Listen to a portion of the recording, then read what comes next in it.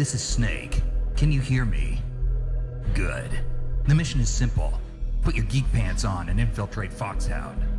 If you need backup, contact Ken and Chris on their codec frequency. Ready? Snake out. Hello everyone, welcome Hey! to the Geek Pants Camcast. I'm Ken Levitsky. I'm Chris Mercier. You've been working on your voice. Yes. I could tell. I'm getting back into that radio voice. Yeah. Because when we were doing Board Off a few years back, you made fun of my radio voice. That is totally. And I lost it, but I'm going to get it back. Okay. All right. I will try Building not back to make up fun to of it. you, but Building see back what up to it. happens. We're going to do your top 5 comic book runs. Runs? Is Runs, that comics, kind of what whatever. Comics run? Okay. I got runs. I've got a comic. I got a single comic on there. Eight but comics. They're mostly runs. Okay, nice. Yeah. Of all time. Yeah, pretty much at this point, unless something usurps it, you know. Good word. I like that. Yeah. But, yeah, I mean, there's kind of an order involved as well, too, but not necessarily. I kind of got a word for mine. Yeah. Which you'll see next episode. Yeah. Oh, what's going on here? We got some Instaquestions. Instaquestions!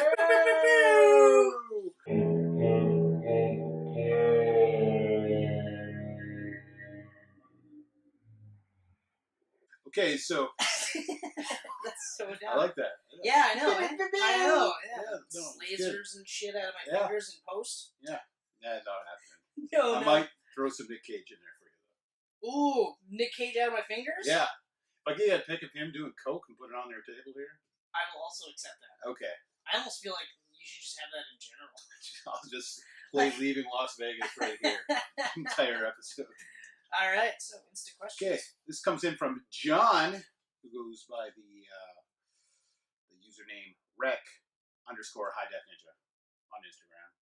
Maybe throw that in. That way people can follow them if they would like. Interesting. Yes. This, I think, is more towards me, but you could chime in. Yeah, I'll do Okay. whatever the fuck I want. I know you both. You love Invincible.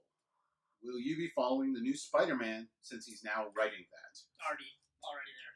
I'm already there. I'm reading Amazing Spider-Man. It's actually not Robert Kirkman writing it. It's Right. Ryan Otley who did the art for Invincible. It's Nick Spencer doing the art on Amazing who's Spider-Man. writing it, but And unfortunately, he's only on for 5 issues. yeah, I didn't realize it was a quick run. Because they're doing bi-weekly. So they're doing 5 issues of Ryan Otley, 5 issues of Humberto Ramos, 5 issues of Ryan Otley. Not a bad follow. Not bad. Not a bad Because I've follow. always liked Ramos on I know art. it is going to be a little jarring Yeah, because the styles are really different. they're quite different. But Ramos isn't as, like, nuts as he used to be. Like, you look at his older Spider-Man stuff from the or early even his 2000s. impulse stuff. Yeah, I mean, like, He's- it used to be really wacky and all rubbery looking, and I loved it. Yeah, it It's worked very really just well like- for Spider-Man. Yeah, so, yeah, already no, following it. I'm reading it.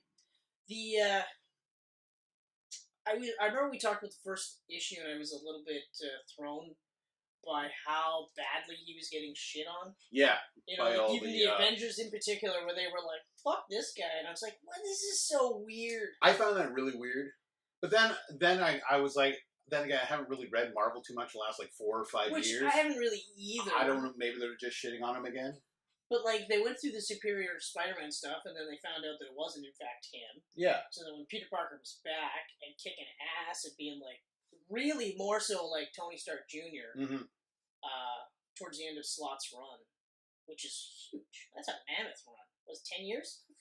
Like 10 years. Well, yeah. I mean, first 2 years they had the rotating teams because they were doing like weekly for a while. That's right. Because they wanted to boost the number of Amazing Spider-Man. That's right. Stupid. He ended it crazy cool though. I mean, it looked cool, but I wasn't going to read it because I don't know. Slot on Spidey just didn't do anything for me. Okay. I chimed in like halfway through to check out that anti. You didn't want to see the finish with Green Goblin Carnage? Green Garden? No. I Carnage, also you were going to say Green Carnage. Green Carnage. I like that. Why not? Yeah. I like that, actually. So Even he's though red. he was red. Yeah, so Red Goblin. Basically, he was just like... you know what he kind of looked like?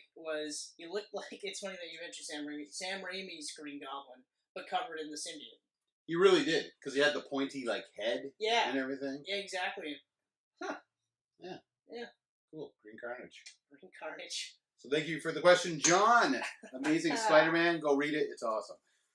This one comes in from Roberto. IGN username Kryptonite1970. Oh, I don't know if I like this guy now. Oh, why? Superman's weakness? Superman. This guy's probably a douchebag. Or he's probably a nice guy. I don't know. He is awesome. He's a great guy. He's awesome. Superman can kill him. No problem. This is a very interesting question, and one we should have maybe chatted about beforehand. I'd find not doing that. What's the combined weight of both of you? That is a thought provoker. But, yes. I am currently sitting at 148. Ooh, 148. Pure muscle, right? That's muscle. You know it's muscle. Sure. Yeah. We'll just say... It's the cooler for the six-pack. Or the beer ball. Or that. Do you remember the beer ball? No. Ah, it literally was. I went a little Alan Rickman there. Little no. ball. No, yeah. Yes. Galaxy Quest. Yes. Classic. Love that. Yeah, it was literally like a keg, but like a ball, a plastic ball with the little thing on it. Oh. Yeah. Never saw those. I got pretty smashed off it. Then again, I didn't really do much during my teen years. Yeah, you were mainlining nothing. Yeah. Yeah. You were mainlining homework. I was like, you're out fucking partying, and I'm at home still playing with my action figures in my WWE ring here. To be fair, I just wasn't doing it while I was partying. Okay. Yeah. It's probably a good thing. Yeah, no kidding. I mean, not that I got late in high school, but it would have really snowballed any chances of... Because there's times where I came close. I know I came close. Had to. And the woman you attract with that, you should probably not be with that person. Or you marry. Oh. Think about it. Oh. If you're at a party playing with superhero toys, and this chick comes out, and she goes, hey, nice superhero toys, and then names them, why wouldn't you date her? That is a really good question. Like, if she literally goes, hey, isn't that Savage Dragon? And some jerk-off says, oh, I thought that was Incredible Hulk. You're going to marry that chick because she knows the difference between Savage Dragon and Incredible Hulk. Yeah, well, especially Savage Dragon. People just see big muscles in green. Yeah. They don't look past that and see a fin. It's Hulk with a fin. Or giant upper body, tiny lower legs. Yeah. Oh, Eric Larson, you're my favorite. He is, though, one of my all-time favorites. He's a pretty cool dude, too. He seemed like I saw a couple of things where He's really down to earth. He showed, he did an interview on how he draws, right? And he holds his pen so, like, weird. Well, yeah, like... I've never seen it before in my entire life. It was like, I can't even... Like it looked like he had some kind of weird carpal tunnel. Exactly. You look like the dude from Scary Movie, too. If he was... In my good hand. Some draw some Savage Dragon here. Making mashed potatoes and drawing Savage Dragon. Yeah. It's just craziness. But yeah, I couldn't get over that. Like, to hold it so... And I thought, like, I hold it like a little weird. Yeah. Not too many people hold it like I do. I hold it a little weird. But he's, like, spitting out through here. Oh, it's so crazy to watch. There's got to be a reason for that. Does it, like, I can't remember what take pressure off your wrist or something? There was a reason for it. It was something like he just always did it. Like, it was just how he always held it. Oh. You know? Well, that's cool. It was neat to watch. Yeah. My weight's 252. Okay. So that's bringing us in around what? 400? Yeah. There you go. 400. That's actually, pretty much 4 right there. The deadly duo with combined weight of 400 pounds. Of 400 pounds. Yes. Tipping the scales past that with ego. Mm-hmm. Because you play it, but you have quite a bit of ego. You just don't want to admit that you have an ego. I guess. You do. You don't wear shirts like that without an ego. What? This Guardians of the Galaxy Volume 2 with big fucking head shirt? Funkyo, is that what it is? It's Funko. Funko? It's not Funkyo, it's Funko. It's the Pops. Yeah. Check it out. It's pretty sweet. It's got everybody on it. I was actually just about to say, like, I'm surprised you don't have any up here. Yeah. The Mystique is the closest one. Was that just a bobblehead?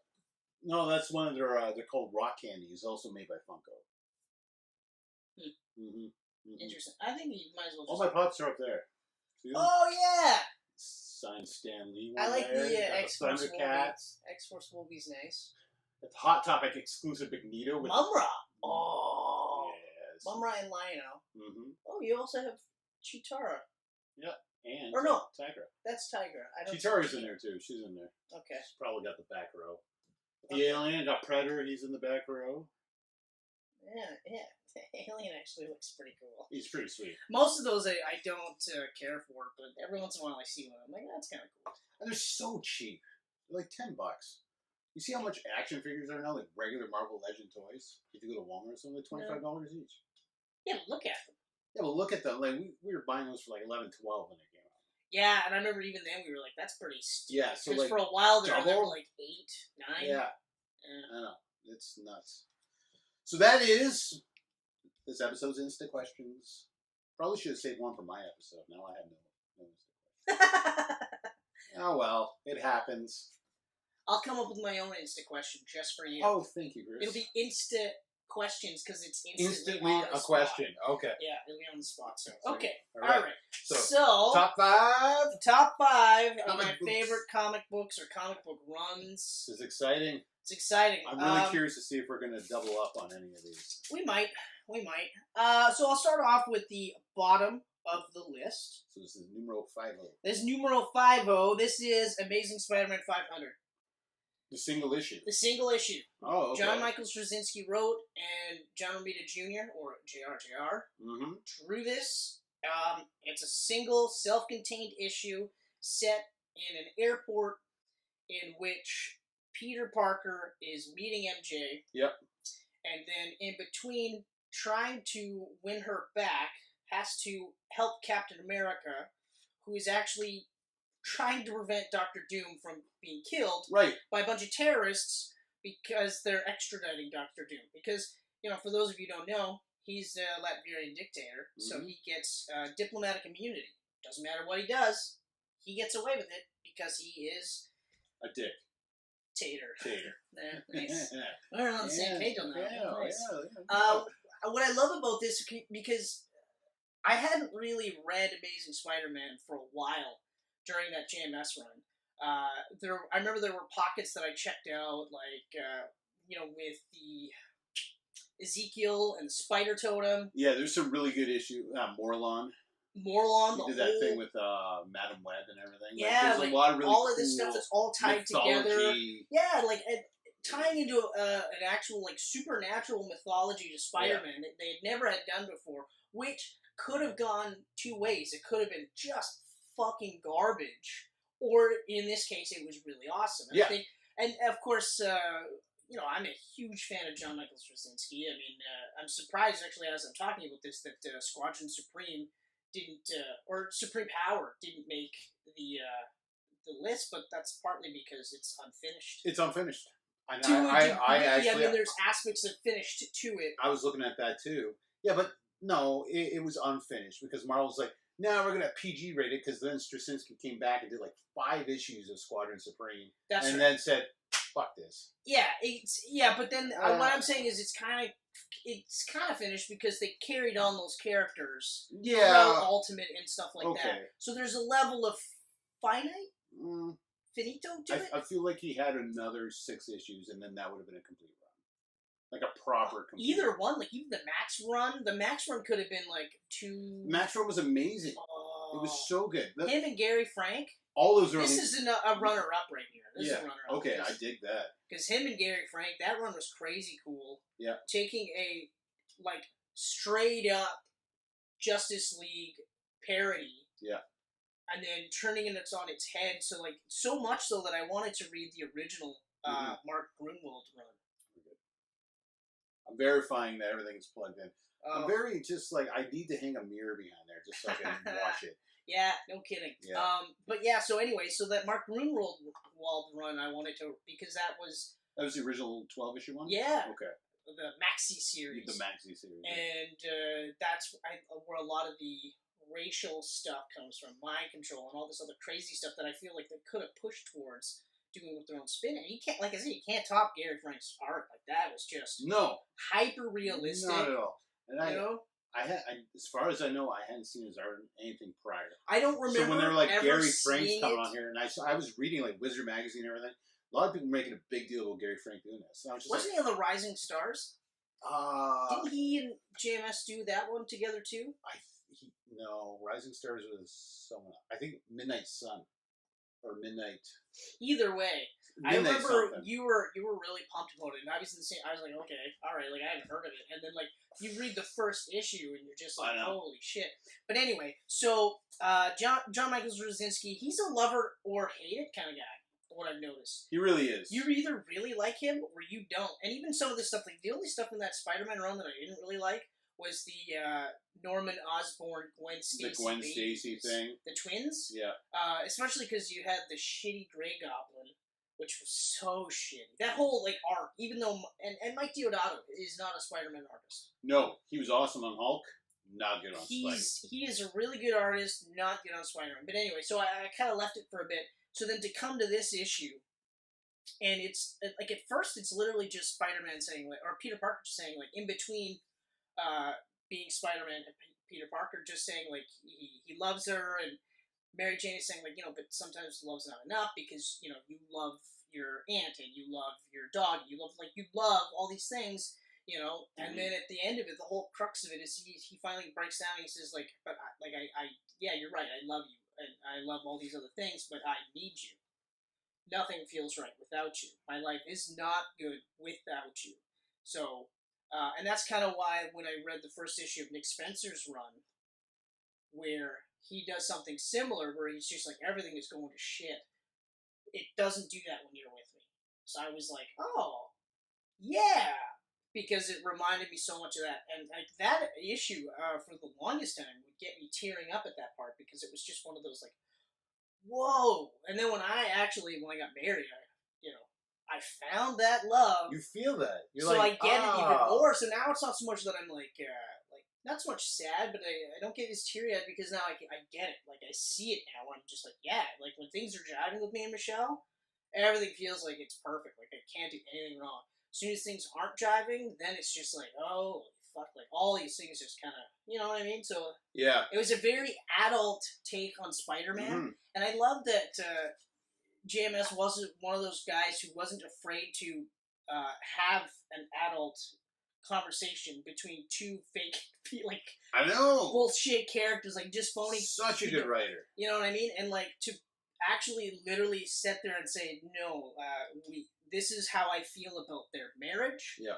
This is how I feel about them as people, you know, and just really, like, and, John Romita Jr. has always been like a big bombastic artist. Yeah. Just like his dad. Big, huge, but he doesn't get a lot of praise for his character work. And I remember when I first heard he was going on Spider-Man, I was a little iffy on Amazing because he'd always been like big guys, like Punisher and Daredevil and stuff like that. So I wasn't sure how he was going to do Spider-Man. And you could see in the first couple of issues, he's a bit more blockier and stockier. Mm-hmm.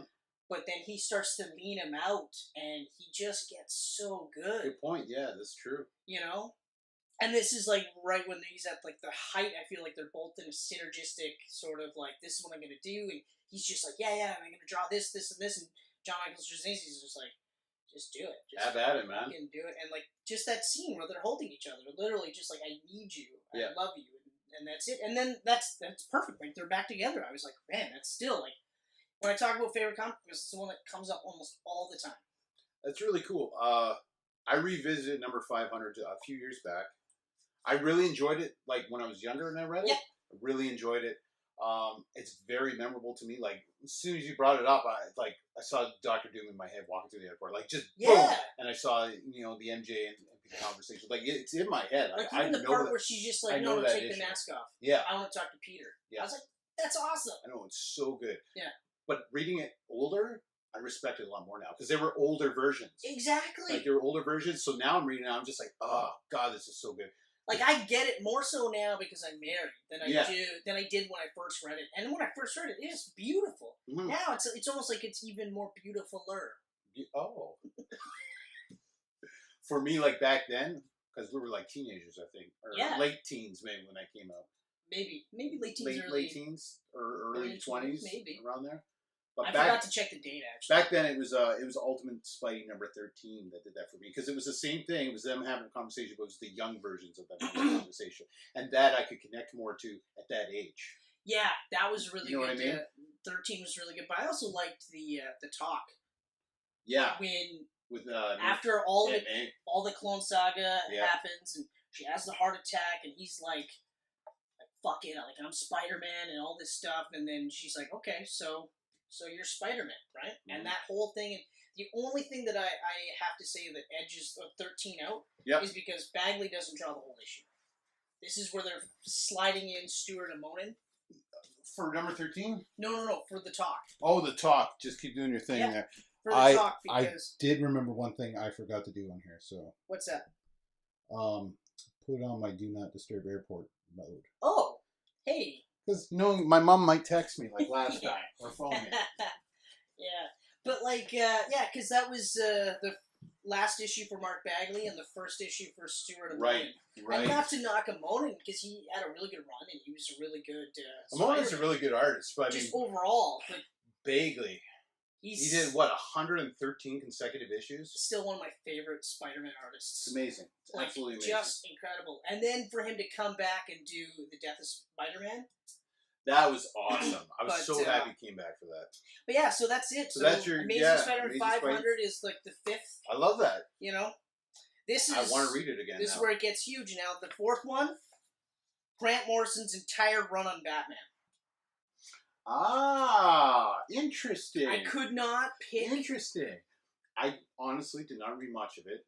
I caught a couple issues. I read more now. Like, I've read it all now, and I'm talking, like, Batman and Son, The Black Glove, even, like, the Ra's al Ghul crossover, the Return of Ra's al Ghul or whatever, which is, it's a crossover, so some issues are better than others, but like, we just finished talking about JMS doing that mythology on Spider-Man. Yeah. But Grant Morrison's run on Batman was, like, bonkers. Just bonkers. And I encourage everyone to check out... it's a 2-part interview with Batman on Batman. Kevin Smith. This is the early days when it was actually about Batman. Or I don't think he does it anymore. I think he just does Babylon or whatever. Yeah, Hollywood Babylon. Babylon. I don't know if he does Fat Man anymore. Well, he's not fat anymore, so maybe not. Guy's like freaking toothpick. Like, holy Christ. The size of my I actually leg. thought he's dying when I saw that picture. I know. Is he gonna live? No, he's so skinny. Like, I mean, good for him. That's amazing. He had a heart attack. Yeah, which, I'm sure I'd be skinny as fuck too if I had a heart attack. Yeah. But anyway, so the interview is great because, first of all, it puts you in a perspective for Grant Morrison, who's incredible. He's one of my favorite writers of all time. Mm-hmm. But his idea was that Batman's been around for about 15 years up to this point. He feels like this is the optimum Batman, okay? Sort of like a Zen warrior Batman. The crazy part, though, is everything that's happened before this all happened. So, Batman on the planet Zur-En-Arr, that happened. The red and, like, the actual Zur-En-Arr costume that's purple and red and yellow, that's happened. Batmite is legit, you know what I mean? Like, and it all centers around the Black Glove trying to destroy Bruce Wayne and Batman once and for all. It's incredible. Like, it's a 5-year run. This is the run that he left X-Men to do. Well, didn't you do All-Star Superman before this? Yeah, he did All-Star Superman for this. Okay, right. Oh, okay. Right. Sorry, yeah. But he ultimately left Marvel. Okay, yeah, after X-Men, jumped over there, did All-Star Superman. So that was really the only thing he did in Marvel was X-Men, right? Like, he was a DC guy. They brought him over. He did X-Men. He left. He said himself he's always been a DC guy, but he kind of liked the X-Men. He thought it was cool. But one of the things that he says in the interview is that with Marvel, it's you have to constantly shit on these characters. Like, it's just a relentless pile of just shit that these heroes have to go through. Whereas, like, DC and stuff, they're more mythical. They're more gods, so they get times where they're like, yeah, everything's fine, Or they roll in and it's just like, well, we saved the day, high five, and they roll out. There's none of this, like, relentless personal drama or anything like that. Okay. So, but anyway, just from start to finish, too, like, he starts off with Bat Ninjas, okay, so Man-Bats. Talia, with Man-Bat Ninjas, introduces Damian, which I didn't like at the time. Adam Kubert on art. Yeah. Which was incredible. And then, like, it seemed like every arc had a different artist. Because that's when they got the Kuberts over there. And then it was J.G. Jones. Andy was on Batman. Andy was on Batman, that's Adam did Superman. That's right, Adam did Superman, that's right. But that's, so Andy did Batman. Like, even just the inclusion of Nightwing and Tim Drake, like, treating them all like equals, you know? But even just, like, having, like, all this crazy stuff happen and it actually happened is just insane. Like, everything in this guy's career has happened. So having it be the opposite Batman, the J.G. Jones did the Black Glove arc. There was Tony Daniels, or Tony Daniel? Is it Tony Daniel or Tony Daniels? I'm going to go with Daniel. I'm going to go with Daniel, too. For some reason, I feel like that's what it is. I feel like it's Daniel. And he was just getting out of that Jim Lee sort of rip-off artist. Yeah. Oh, yeah. For a while there, he was looking very Jim Lee-ish. Which, I mean, that's fair, because I think he was part of the Awesome/Wildstorm/ If I could fucking drive, he'd ripping Jim Lee, too. Yeah, exactly. You could rip from worse places. Jim Lee's so good that the original idea for Psylocke, when they changed her to the Asian Psylocke, was she wasn't going to be that one for too long, and it was actually, she was going to go back to the white British. Yeah. But because of how Jim Lee drew her, and how every, like, kid, like, dude that was reading this was like, oh my god. She's hot. 40 years later, you know, they finally turned her back to the British one. Doing it. You know, but yeah, like, even, and just the inclusion of the Black Glove, where is it Thomas Wayne? Is it his dad? Is it Barbados, the devil? You know what I mean? The Bat Devil. And just kind of like, oh man, there's just so many things. Even in Batman R.I.P., where the Black Glove officially breaks Batman mentally, but he's got a fail-safe backup program where he's just pure Batman, and that's where the Batman of Zero-Nar comes into play. So he's got this purple, red, yellow suit, and one of the bad guys is like making fun of it or whatever, and he's like, Robin wore these colors. This is pure confidence. And I think, like, you look back at it and you have a kid, like, sure, he's a gymnast and he's a fucking psycho at that because he's fighting crime and he's like 12, and this dude in a bat costume is like, you'll be my ward. He's wearing a yellow cape, red-breasted shirt, green booties, and green panties. I know they're not panties. You know? Of course the guy's gonna be confident to be able to do this kind of shit. Yeah. Just little things like that, we're like, I can't believe that's the spin that he had on this. Just incredible. All the way up to Batman Incorporated, where Batman, or Bruce Wayne says, hey, look, I've been funding Batman's organization. How do you think he's got all these toys? Why do you think he's got all this Wayne tech? Because of me. You know, even something as simple as that, and now having Batman all over the world, I thought was just incredible. Absolutely insane. And then how does he end his run? He kills Damien off. Mm-hmm. Starts his run, introduces him, ends his run killing him off. Originally, he wasn't supposed to make it past the first run, but people got behind the kid. Mm. And the more I read the kid, the more he was written, he got better. Yeah. You know. Plus, I'm just a huge Tim Drake fan, so when immediately I was like, okay, so he's going to be Robin now? So we could kill Tim Drake off, you know? Did they end up killing him off? Not for a while. That immediately led into Red Robin. Right. You did Red Robin, yeah. That one almost made the list. We want to talk about almosts, or Veterans, or whatever you want to call it.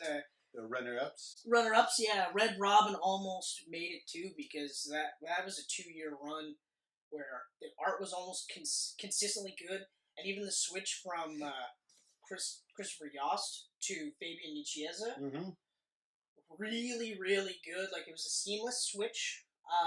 There were aspects that I thought Yost did better, but for the most part, Nicieza's end run was just so much better. And Marcus Toe on art from, like, issue 6 and up. So good, so good. Didn't make the cut because, well, some of these other ones just had to be. So, yeah, I mean, so that's hard. Like, I mean, it's hard to adequately give that run enough praise, but I mean, it's so good. They created a new villain in Thomas Hunt, which was really cool. They created the Black Glove, which was really cool. He gave so much love to all the characters. Mm-hmm. Nobody felt like, well, yeah, but I mean, he sucks, right? Yeah. Nobody. He even reintroduced the League of Heroes. which was back in the 60s. A bunch of people around the world saw Bruce or Batman doing shit and was like, I could do that too. So you had like a French swordsman. You had a Mexican El Guapo. You know what I mean? Like, you had all these things. The Centurion, Knight and Squire, which was literally Britain's version of Batman and Robin. Morrison amazes me. Like, the guy is just a comic book encyclopedia. He's insane. Like, it's crazy but it's how so much cool. knowledge he has. But I love that he actually read it all and went, okay, everything's in. Everything's in. So he's like, at one point he says to Kevin Smith, he's like, once I was special, once I was young. You know what I mean? He's even referred to Scott Summers as like this Norman Bates kind of guy. Oh, nice. That was his kind of take on it, where he'd just be kind of this Norman Bates dude, because all he's ever known is the X-Men. So he's raised as a fucking soldier, and when he's saying this, I'm like, yeah, that's right, he was raised as a soldier, first and foremost.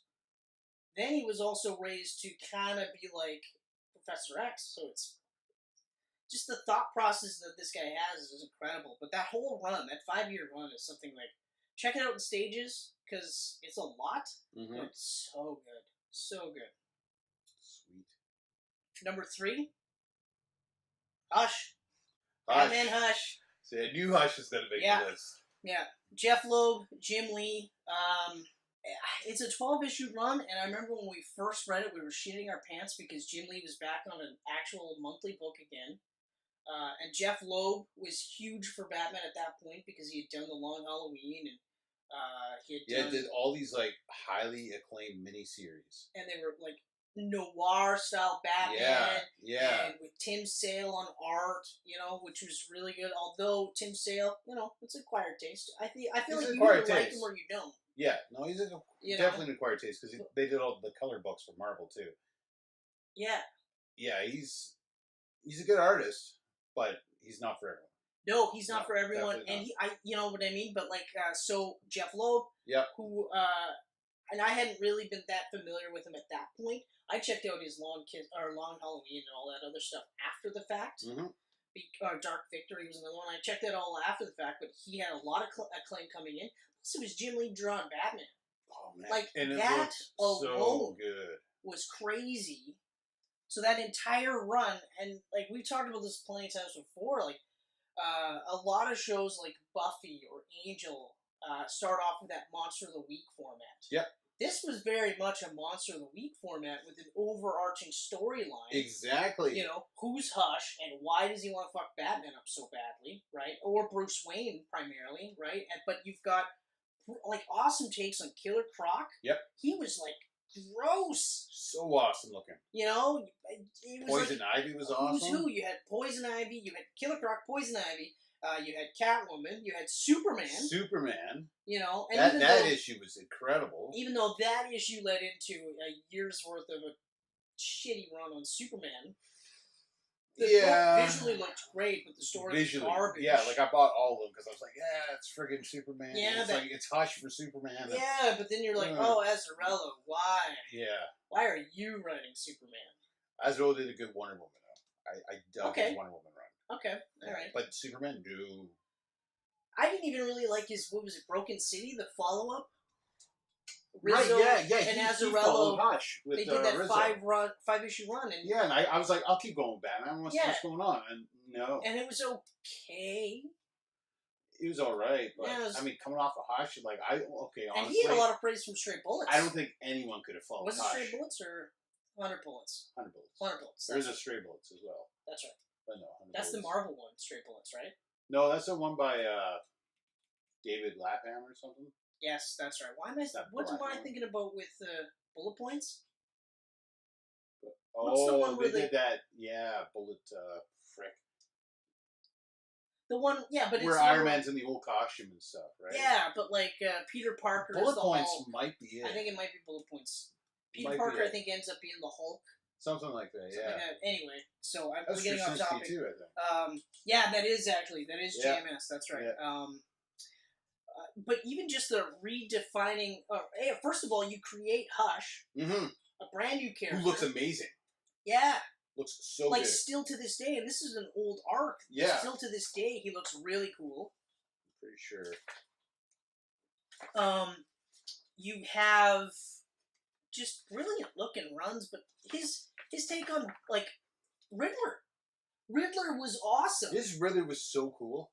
It was so cool. I love that Riddler was actually the mastermind. The only thing I didn't like about it was the way the comic books were set up, so that when you turn the page, you had him like Batman talking to Riddler, but literally on the next page you had a picture of the Riddler. You didn't have an ad breaking that up. Yeah. And I remember just being like, "Oh, it's the Riddler." Well, I don't know if I really want to read this part. I mean, it's worth a read because he talks about how he had cancer. Then he tracked down the Lazarus Cave. Yeah. And then once he got out of Lazarus Cave, he solved the biggest riddle of all, who is Batman? Bruce Wayne, you know? And even though, like, in retrospect, when you think about it, when he goes, when Batman goes, what the hell is the riddle about, where does a 100-pound elephant go? The answer is wherever it wants, right? Mm-hmm. And Riddler goes, well, yeah, but that's a pointless riddle. Everybody knows the answer. He's like, yeah, well, I know you. Riddlers are your thing. So if everybody knows who I am, then the riddle means nothing to you. And all of a sudden, he's just like, Riddler's like, oh, shit. So he can't say anything. Yeah. He can't tell anybody. He can't even hold it over his head that he knows. I mean, sure, they retconned it almost immediately. Yeah. But even Two-Face. They took all that Two-Face stuff, the plastic surgery, made him back to normal. Yeah. Retconned that, too. But seriously, that was a whole run. I mean, they had Robin in it. They even had a fake out with Jason Todd before he was brought back. Mm-hmm. Like, it's incredible. And the covers were good. Covers like, every cover, like, you saw the cover in the story, and you're just like, oh, I can't wait to read this. Yeah. Like, so friggin' good. What was it, the final issue? It was the gatefold cover with everybody from Trifold. the whole... It wasn't just... Yeah, trifold. Because you had the heroes. Yeah. You had the villains. And then you had Batman. The Batman. Front and center. Yeah. Oh. It was incredible. So good, man. So good. So good. So good. Well, so Hush good. was awesome. Yeah. Like, Hush is probably the best new Batman villain that I've seen since the Fantastic. And they added a backstory that you had never had before. Exactly. Bruce Wayne never had any friends. No, wait, sorry, he did. It was Tommy Elliott. I don't understand how that is not one of DC's animated films yet. Yeah. Like, I think it's coming now. You I told heard me it's it was coming. It's coming. How has it not been yet? I mean, like... I don't know, man. So good. I feel like it's one of those where they look at it and they go, let's just do it like the book. Yeah. Like, if we're going to do it like the book. Straight up. You know, like, I mean, I think the only stuff you really could cut out is the Herald stuff. Because Harold was the guy who was actually working on his machinery. Mm-hmm. And Harold's the one that actually, he was a mute. That's right. He was a mute hunchback. And he's the one that did the trip so that whenever Bruce would pull up his bat computer, they would subliminally do shots of Thomas Elliot, so that he would constantly think Thomas Elliot. So when he got massive, he had that. He fell off the building. That's right. He had the massive head trauma. His first thought was Tommy Elliot. Mm-hmm. They could do away with that, but still, like, I mean, Joker was in it. Harley was in it. He almost kills the Joker. Jim Gordon, of all people, is the guy that says, no, you can't do this. And I think that's actually the one issue in the whole run that's the weakest issue for Jim Lee's art. And it's still incredible. We love that so much that we put, $200 into the action figure line at Gary's when it came out? Like, I still pre-order the whole line. You kept them all. I sold them because I was hurting for some cash. But you actually bought all of them still? I still have them. Just the first run, though, right? Because I think they released like 3 different runs. Like, they kept... I have Batman. Catwoman, Superman, Poison Ivy, Hush, Riddler, Joker. Oh, you might got 2. Harley. Yeah, I got the first 2. And I remember I was pissed because they weren't going to do a Jim Lee-inspired Robin. Right. Did they end up doing it? So I thought there was one more run. I can't remember. 3 runs. I can't remember. They might have, and I just don't recall. But anyway, they were so expensive. But yeah. Yeah, I can't. Yeah, I do remember expensive. We both were just like, yeah, we'll do it. Yeah. We'll totally do it. Let's do it. Yeah. That's the most I've spent in one shot, too. I was mind blown that you did. Yeah. Because, I mean, I was poor. Well, I don't want to see that, but I mean, I lived in, like, action figure heaven. I mean, like, I had walls of action figures. I was could like, what's a few more? I could not do it. Yeah. Like, oh, so crazy awesome. All right. Batman Hush. Second one. Number 2. Second one, I mentioned it earlier, Death of Spider-Man. Oh! Brian Michael Bendis. It's the ultimate Death of Spider-Man. Did not see that coming. Brian Michael Bendis and Mark Bagley. This is their goodbye to Peter Parker, ultimate Peter Parker Spider-Man. It's a 5-issue run. And this is the run that got Bagley back into Spider-Man for a bit there to end it off. Because they, the two of them, I will say, created this character. It was up to them. Oh, absolutely. You know? Absolutely. The run is so fucking good. Like, from start to finish, like, one of the things I love is that it starts off with Captain America basically saying, the idea is that they're going to start training Peter Parker, okay? Because he's still a kid. He's still only like 15, 16. Yep. Doesn't matter all the stuff he's done. Captain America's like, look, just between you and me, Iron Man and Thor vouched for you, not me. I think you're careless and reckless, and you're probably going to end up getting somebody killed. Like, he's saying this stuff when they're in a cemetery. Yeah. He's like, people's lives are on the line, and every time you do this, and I don't feel like you are approaching it like people's lives are on the line. So he basically just telling Peter he thinks he's worthless, right? And this is a guy that Peter Parker's looked up to, you know, like, just in general. So to have that happen is just crazy. But what happens is, this story takes place in between sort of like a ultimate civil war, because the Nick Fury's Ultimates are actually going head-to-head with Tony Stark's brother's Ultimates. Right, yes. Okay, so there's this big, huge brouhaha, and while that's happening, we find out that Norman Osborn can't die for some reason. He comes back from the dead and busts out the remaining Sinister Six, for lack of a better term, because they're not really called that in the Ultimate world. Even in Ultimate Six, they weren't called Sinister Six. Yeah, they don't really call them anything, eh? Why would they, though? The Six. Like, why? Like, realistically, if you were in a group of like bad guys, and they're like, "Hey, why don't we call ourselves the Sinister Six?" That guy's dead. He's out. You know, you're like, "Yeah, sure, whatever. All right, so let's go." Yeah, we're 5 now. Yeah.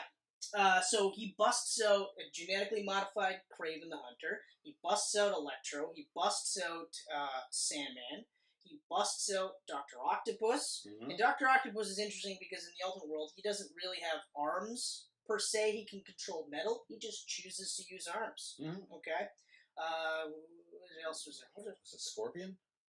Vulture, and, of course, Norman Osborn. Yeah. All right? So that's the 6. And Norman Osborn's plan, he feels is a righteous plan. It's from God to kill Peter Parker. His entire life has been shit since he's met Peter Parker, you know, and since Peter Parker became Spider-Man, right? So that's the goal. The Ultimates are already tied up with their thing. We're going to go to his front door and kill him. Okay. That's the whole thing. Peter Parker is, like I said, in the middle of being trained by Captain America. Captain America gets called away to go to this big, huge Civil War thing. So Peter decides to follow him because Spider-Man just wants to do the right thing. He just wants to help. That's it. That's all. That's all he's ever wanted to do, right? What happens is, so now, as he's swinging up to this bridge where there's big, huge fights going, Punisher, Ultimate Punisher, has got Ultimate Cap in his sights. He goes to shoot Cap. Spider-Man takes the bullet. For the guy that said, yeah, you're going to get somebody killed, you're not up to snuff here, I'm just doing this because I was outvoted, he saves his life. And the entire run of that is now Peter Parker bleeding out and basically saying he's it. Like, this is it. I'm done. I'm dying. If I go to the hospital now, that's it. My career as Spider-Man is over, right? MJ calls him and says, you got to get home now because they're coming to your house. She hears that they're out, and he goes to find them, and the whole rest of the issues is just him, literally, last stand, mask off, kicking the shit out of all of them, ultimately Norman Osborn, and, I mean, the issues are just So powerful. So powerful because they build it as the death of Spider-Man. Yeah. So you know he's going to die. Yeah, I mean... But the whole time you're like, maybe he gets out of it. Maybe he gets out of it. But then... you're getting teary-eyed. I'm going to get through this, though. He ultimately takes out all of the Sinister Six. He puts down Osborn. Yeah. He actually, like, kills Osborn because he knows this is it. Saves his Aunt May, and he has that, like, heart-to-heart with her where he goes, I did it. I couldn't save Uncle Ben, but I saved you.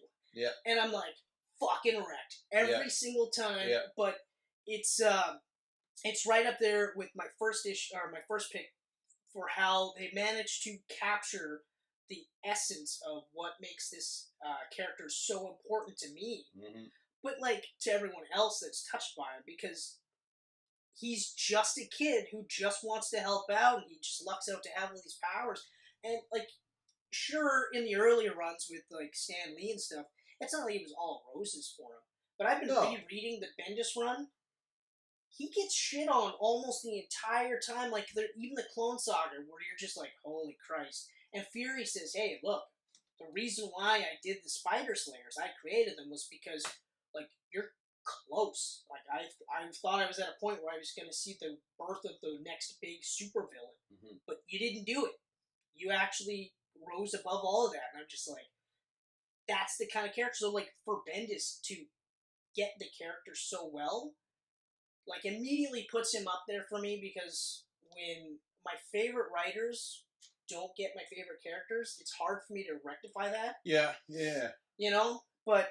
yeah, like, I just love that scene where he's just like, I couldn't save Ben, but I saved you. I'm like, why did you have to say this? And then you get that scene of him, like, dead, and they're crying, and then him walking away with Ben. I know, like, it's just beautiful. Like, arms around each other. And then the Death of Spider-Man Fallout. There's a couple of issues there that were really cool. Like, I love this scene where the little girl is like, "Are you Spider-Man's mom?" And she's like, no, I'm his aunt. And then she's like, well, do you hug him when he's sad or something? And it's just like, good God, like, stop this. Yeah. Like, the art was amazing, the writing was amazing, and they did such a good job of making you think that maybe it was a fake out, and he wasn't actually going to be killed off. But he does get killed off, but he dies saving the people that he loves, which is just, you know. And it's also one of those things where, like, when you think about it, if superheroes were real, 9 times out of 10, these people are going to die in the line of duty. Oh, yeah. This isn't like, you know, a police officer who gets to retire. And they don't always get to. No, they don't. But it's a similar concept. But you feel, for the most part, they'll have their backup. They got people that's with right. them. You know? These superheroes. I mean, they're not the real heroes. Obviously, the cops are. But in the comics, these superheroes are usually alone. They're by themselves. They're taking on 2, 3, 4 crazy dudes at a time. Yeah. Who want to kill them. That's right. They're not holding back. Like, we could change, you're dead. Yeah, and even in this issue, like, Osborn's the only one that Peter kills. Yeah. He's the only one. He's the only one that would keep coming. And he knew that. Yeah. And, I mean, they actually did go back and kind of... They have it now so that both Peter Parker and Norman Osborn are immortal because of the Oz serum. Mm. I don't know how I feel about that. Because I read the run where they had Miles Morales as Spider-Man and they brought back Peter Parker. And that's where they... It doesn't necessarily cheapen it for me. It's still just kind of like, well, why would you, though? You didn't need to bring him back. No. Especially because at that point, the Ultimate Verse was slowly getting to a point where they were going to drop the run anyway. That was the great thing about the Ultimate Verse. You die, you're dead. I mean, it got a little ridiculous with the friggin', what was it? Ultimate, Jeff Loeb's. Oh, Ultimate, the worst miniseries, and we're talking like Jeff Loeb. That's the one where Hush, and then he does this.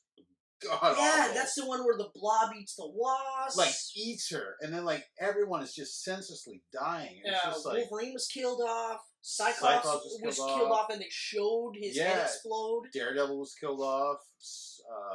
That one wasn't a big deal because the Ultimate Daredevil wasn't really that far off. No, I kind of like the way he died with like the tsunami, right, hitting New York and everything. I mean, it kind of made sense. Yeah. But yeah, no, the Cyclops one really pissed me off, and the Wasp one was just disgusting for no reason at all. Yeah. Like the blob just even eating her stomach out. Jeff Loeb's run on Ultimates 2 was really fucked up. Oh, 3. Yeah, where they that actually... was awful. They actually had the incest scene. Yeah, I read it. The Maximoff twins. Yeah. Which is just gross. Like, it was bad enough that Millar had that hint that they were more than just brother-sister. Mm-hmm. Which I really hated that they did that. They can't just be brother and sister and they're close. You have to hint that they're banging. But then for Loeb to go, there's no hints. They're banging. And also, what a waste of Joe Madureira. I know.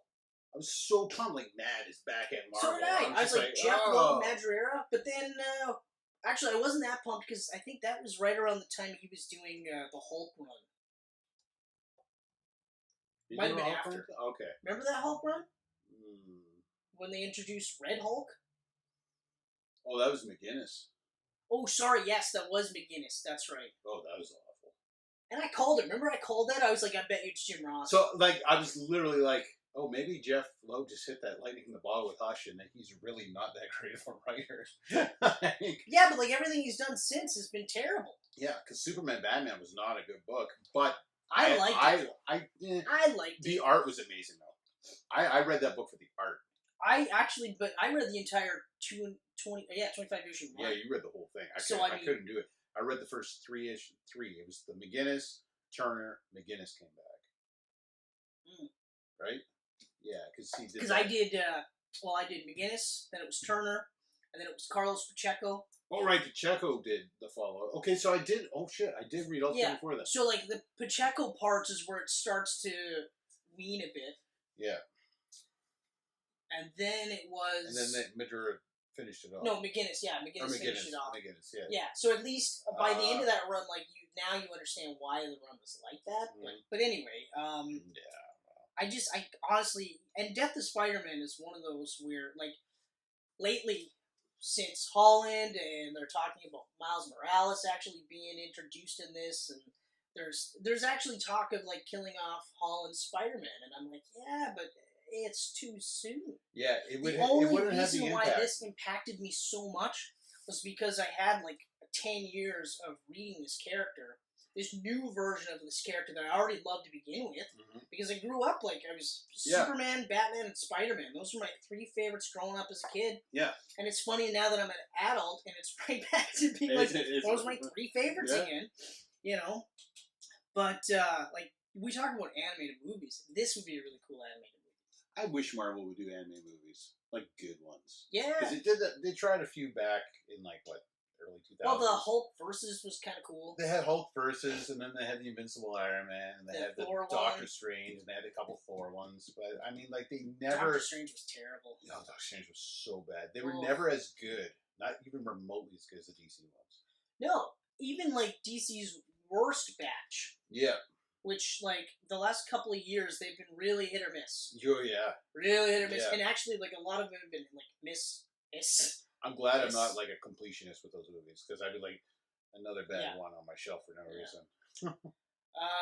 All right, so I'm all teared up, so I'm all good now. That was an awesome choice, man. You threw me off with Death of Spider-Man. I did not see that. The thing is, like, every one of my picks is something that, like, every couple of months or every couple of years or something, I'll just, like, I gotta read it again. I gotta read it again because it's just so good. And, like, it's weird to think that the Death of would be one of my favorites, but like I said, it just all encompasses everything about that character that I've grown up loving, that I love now, even as an adult.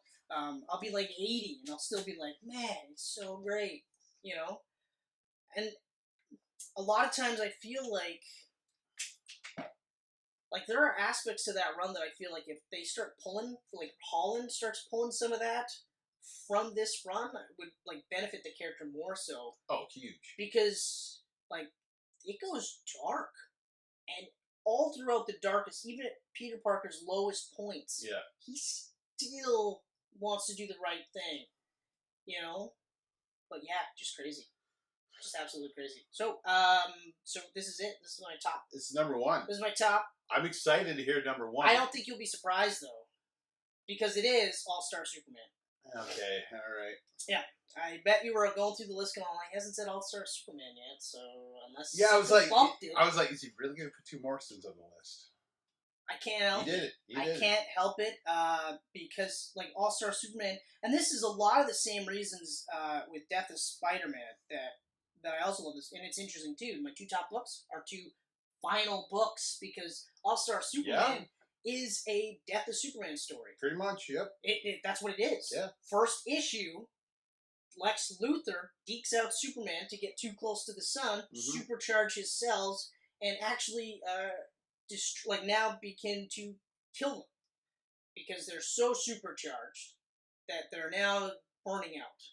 So Superman has got a finite amount of time left on this Earth. So what does he do? He spends the entire time trying to make sure that the Earth is better off, like better than it was when he was there, so that he can die, And it's just one issue after another of different offshoot versions of Superman.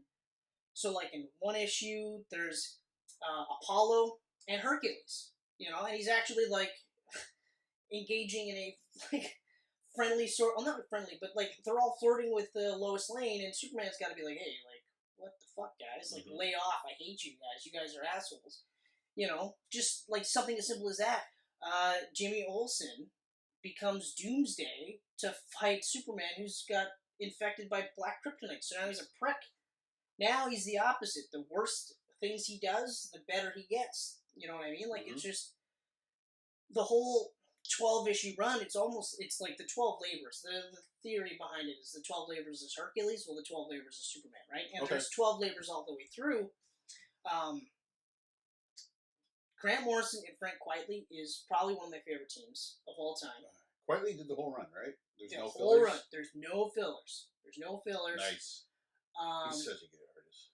He's so good, but he's like one of those guys where if you would have said, hey, Frank Quitely would be one of your favorite Superman artists, I would have said, no. The guy that did all those extra super wrinkles on X-Men? I don't think so. I don't think I'm going to think he's that great. Yeah.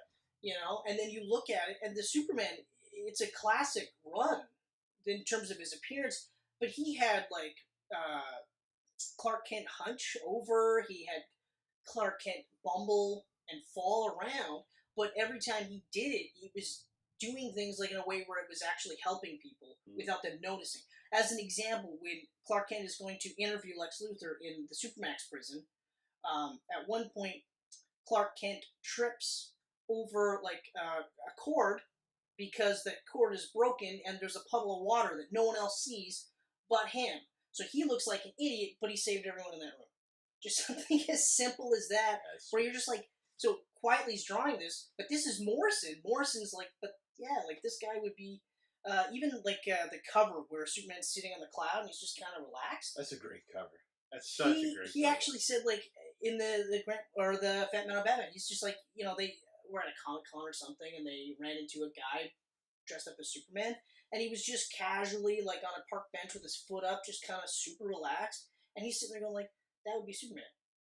He would be super relaxed because, I mean, he's Superman. Yeah. Really? Who's going to fucking hurt him? He doesn't have to be afraid of anybody. There's no tension in this guy because he's Superman. And I was like, man, that's a great take. And like I said with Brian Bendis understanding Peter Parker so much, for like admittedly a Batman guy, or even just darker characters in general, because the X-Men aren't exactly happy-go-lucky. I don't care what anyone wants to say. That could be a pretty dark run. For him to get Superman so well, again, the same thing. This is a guy that just wants to help. Yep. He was raised by two good people just to do the right thing, and that's all he wants to do.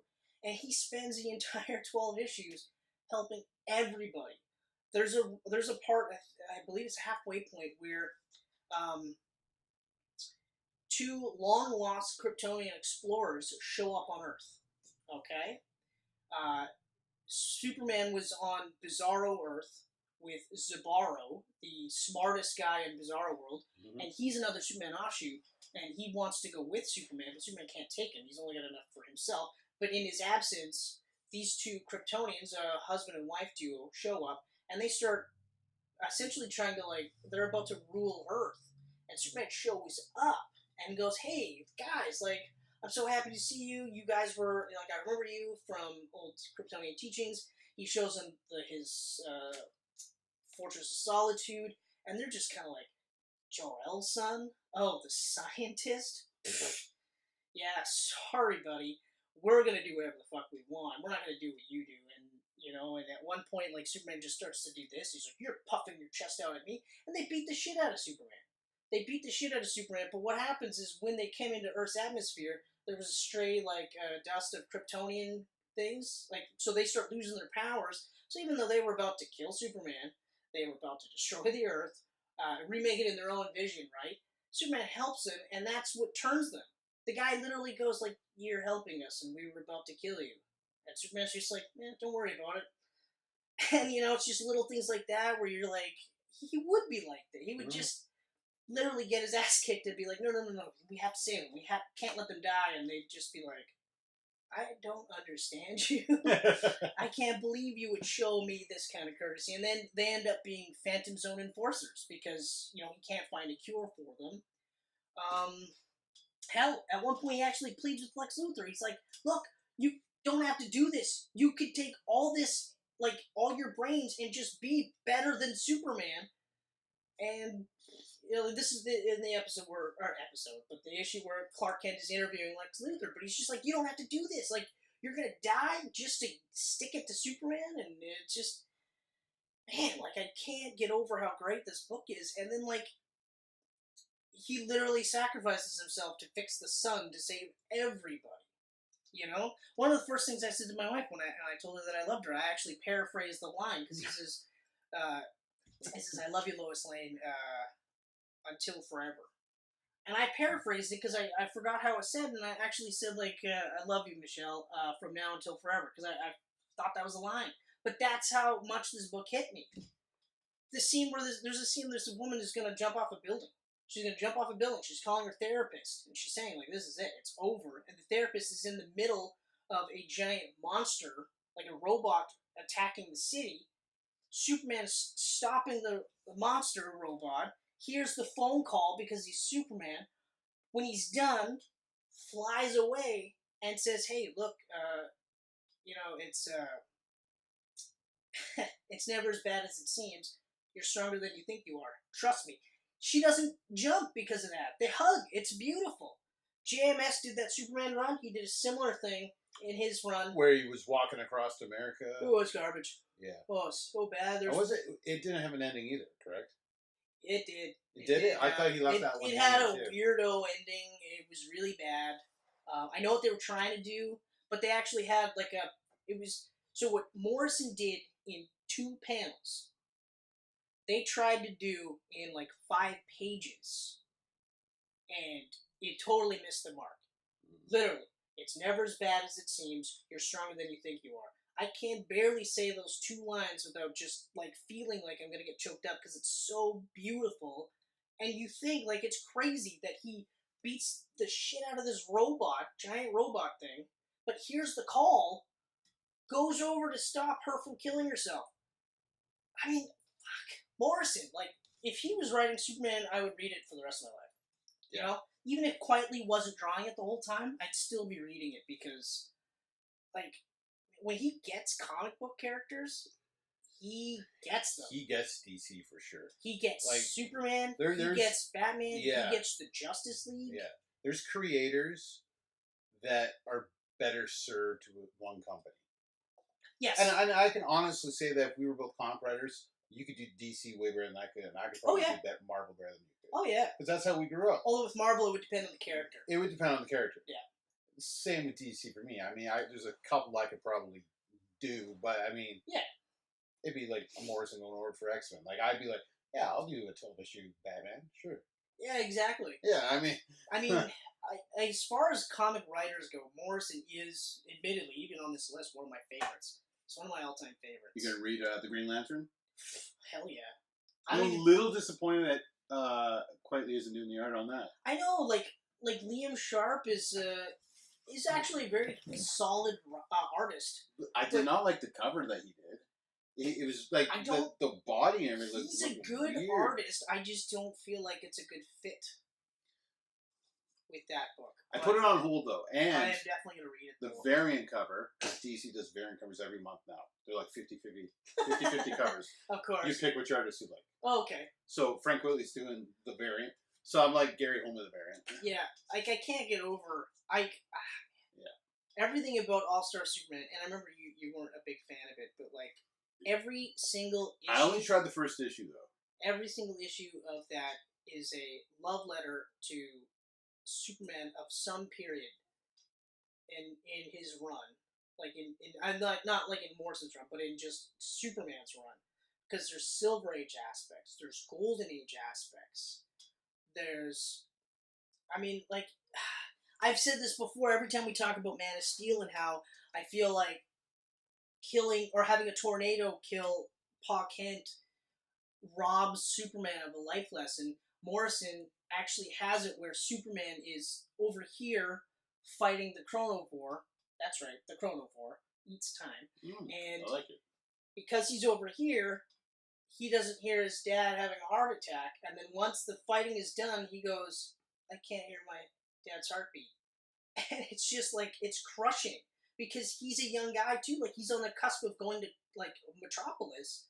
And then he loses his dad, and it's that life lesson because, you know, he can't do everything, even though he, at that point, he thought, I can do everything. Mm-hmm. I'm fucking Superman. Mm-hmm. I'm bulletproof. I'm faster than a speeding bullet. I can stop locomotives. You know, I can I can fly into space. What can't I do? Can't save his dad because he's over here. Can't be in two places at once. It's just like, oh my god. And it's so crazy. And they did that too with the Jeff Johns and his Brainiac run. They had a similar thing. That Brainiac run was awesome. Oh, that almost made the list. Good run. That really was hard for me not to put that on the list. You know what bumped it? Honestly, Amazing Spider-Man 500. That's amazing. No pun intended. Hey-o! That one issue bumped a run. Yeah, but I mean, we might look at this a year from now, and I might say, actually, I'm sorry, but like the Jeff Johns Brainiac run is just that much better. You know, because it is Gary Frank doing the art. I mean, that's why I threw 5 honorable mentions on mine. Like, it's like I love these 5 the most, but these 5 have to be talked. You know what? Kind of the reason, and it's always it always kind of bugs me. Even though I love Gary Frank Superman, you don't have to make him look like Christopher Reeves. Yeah. And I mean, I love Christopher Reeves. Spot on Christopher Reeves. I love Christopher. All it is Christopher Reeves, but he's a bit bulkier. Yep. That's it. The face is identical. Face is identical. And I mean, like, I love Christopher Reeves. I mean, that's the childhood Superman I grew up with. But, like, quietly, Superman is his own beast. Mm-hmm. And it's amazing. And their animated movie was also really good. So good. There was, like, I mean, they cut out a bunch. I enjoyed the animated movie. The animated movie was so good. To the point where it's like, maybe I should read the run, and I still haven't read the run. It's so good. It's just, like, yeah, sure, they cut out some parts. Thing they cut out, the one they cut out was that 2-parter where, you know, it's never as bad as it seems. You know? I would have, like, fell in love with that movie if they had that. They should remake it. They should. Because now, DC with animated films are not afraid. Like, they tried the R rating on the Killing Joke. That's right. Right? Yeah. And now they're doing this 2-part with Death of Superman. Yeah. And they're, like... Did you watch part 1? Oh, I watched part 1. It's freaking bloody, man. First chance I got, I accidentally found it online. Like, I was like, holy shit, this is bloody. Yeah. Like, we talked about how the original Death of Superman, there was blood in it. Mm-hmm. But this one's really close to the comics. Yeah. It was damn so good. Much so that I was like, when I saw the Justice League there, I was worried. Because I was like, well, I mean, he really fucked up the Justice League. Oh, yeah. But granted, this was like, Booster Gold, Blue Beetle, Bloodwind. Guys, who cares? Hold on. Bloodwind, okay? And the wind is spelled W-Y-N. Of course it is. Yeah, that's right. Should have been a 90s Image character. I'm not sure what his power was. If I were to guess, he would be conjuring up winds of blood. Not sure how that would even... How would you make the team? Like, how would you make the Justice League? And the costume, he's a black dude, fine. But his costume is bright white with, like, a V-neck. I think what it was a amnesiac Martian Manhunter. I think that's what the character was. I can't remember exactly, but Maxima was there as well. So yeah, so they all got fucked up pretty hard by Doomsday. But yeah, I mean overall it was great. Like I said, the only thing I didn't like about it was Rainn Wilson. I love Dwight Schrute, but his Luthor was weird. It was. I was like, I know that voice. Who is this? And then I found it was Rainn Wilson. I was like, what a weird choice for Lex Luthor. Who said let's get Dwight Schrute to be Lex Luthor? Okay, but like if his Luthor was more like Dwight Schrute, it wouldn't have been so bad. No. But then when he did the hysterics and stuff like that, then it was like, what the fuck's going on here? Yeah. You know, my only real complaint, like I said before, was the fact that it was the New 52 suit. With the collar and everything. Yeah, and I like the suit. It's just, it was a nice change of pace, but, you know, we're getting back to everyone wearing trunks again, like Batman is back to... I know. He's back to wearing trunks. I roll. I couldn't believe it. They finally got away with it, and then they go back to it. And I don't know why. I have no idea why they did it. So ridiculous. Superman, as soon as Superman did it, I was like, okay, well, Batman's next. Yeah, Batman's next. But at least Wonder Woman's keeping her friggin' medieval attire and not going back to the swimsuit? The starred swimsuit. Yeah, the swimsuit. Deodato thonged the shit out of that one. Like, right up high. Oh, yeah. It's like, good God. Let's go fight some crime. I look back at that and I go, like, I just picture, like, some of these costume crime fighters gonna be like, I'm gonna get a huge wedgie because I have to do a bunch of backflips fighting this guy. Oh, well. Guess I should have wore pants, but why would I do that? Why would I wear pants? I'm a superhero. Yeah. I don't need to wear pants. Superman's fully clothed from head to toe, but Wonder Woman has to wear a bathing suit. Makes sense. And what if she doesn't feel like shaving that week? Yeah. She has to. That would actually be a really funny story to come. That would be really funny. Like Batman just your hair's late. That would be Guy Gardner. Guy Gardner would be the guy that'd be like, hey, Wonder Woman didn't shave her armpits. And then Batman has to be like, shut the fuck up, guy. She can hear you. Well, that is a really good top 5. So that is my top 5, ladies and gentlemen. Let me know what you thought about my top 5. Hell, I'll be interested to find out what your top 5 was. If you don't have a top 5, I'll even take your top 2. Okay? I believe it's Instagram. I believe it's SoundCloud. Yep. I believe it's iTunes. Mm-hmm. It's YouTube. Mm-hmm. It's Facebook. Mm-hmm. It's Twitter. Spotify. Oh, I always forget Twitter. Sure, not on Spotify. Yet. And it's Geek Pants Media and everything. That's right, Geek Pants Media. Geek Pants Media. This is just a lowly camcast. We're a conglomerate. We're under the camcast. Now I go into Alan Rickman again. What is with the Rickman? It's a great voice. You can't shake it. I love Alan Rickman. Who doesn't, though? Guy is amazing. What else was he that was really awesome? I hate that he's dead. So Dogma? sad. He was great in Dogma? Dogma is so good. All the Harry Potters, he was amazing. Sure. Die Hard. Yeah. Oh, even though, like at first when they introduced Simon as his brother, and I remember just being like, it was still really cool. Yeah. You know? And I mean, it's Jeremy Irons. Yeah. And he's great. Number 3 was pretty good, too. I loved, actually, the first I don't like 3. number 2. Number 2 is good, okay? It is good. The problem with it, though, is that it literally is just Die Hard. It's number 1 all over again in a different setting. That's it. So that's the problem with it. Yeah. That's the only negative to it, because John McClane is just as good in this one, okay? What's his face? The NYPD Blue actor? Dennis Franz? Yeah, Dennis Franz, yeah. He's great in it, too. Mm-hmm. Everyone is awesome in it. Even the bad guy, even like how they do the fake out. They do a fake out just like they did in the first one. Everything's the same as the first one. Just bigger and better. Just doesn't have Alan Rickman. Bigger and better with no Alan Rickman, right? Without Alan Rickman. Yeah. But the third one is better. It's better. It's so much better. Yeah. Yeah. I don't really... Yeah. That's pretty much it for me. We'll be returning soon with my top 5. I don't know how soon, but it will be soon. It's going to be so soon. So soon. I hope that we have time to change. I hope not, because the smell in this room right now is just... delicious. It's almost as if... Oh, that's gross. That's gross.